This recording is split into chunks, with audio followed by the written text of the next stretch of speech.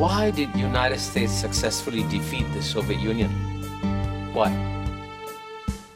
And I must say, the one country that has studied the collapse of the Soviet Union more carefully than any country in the world is China, because China knows that the dream of the United States is to make China the second Soviet Union that collapses. So how does China prevent a collapse? First point, the Soviet Union didn't collapse because of external pressures. It collapsed because of internal weaknesses.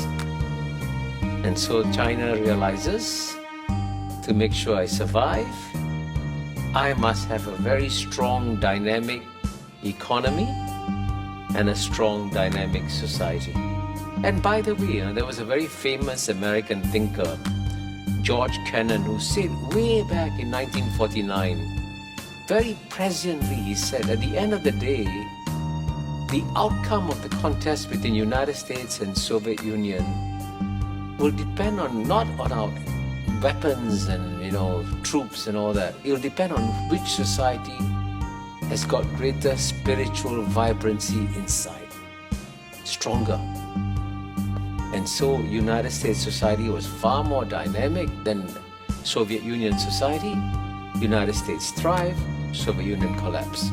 So the Chinese know that the first priority is to make sure your economy is strong and your society is strong, which is why they're massively educating their people and growing their economy so that they don't become a second Soviet Union. The second thing the Chinese learned from the collapse of the Soviet Union was that the United States succeeded because it managed to get a lot of the neighbors of the Soviet Union to join the containment policy everywhere.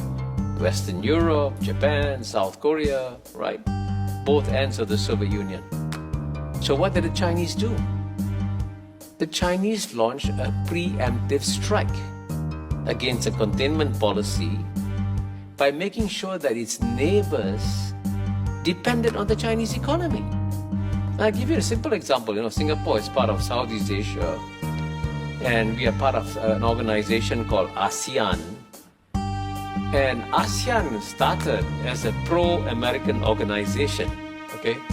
In fact, when ASEAN was created on August 8, 1967, both the Soviet Union and China denounced the creation of ASEAN as a pro-American organization.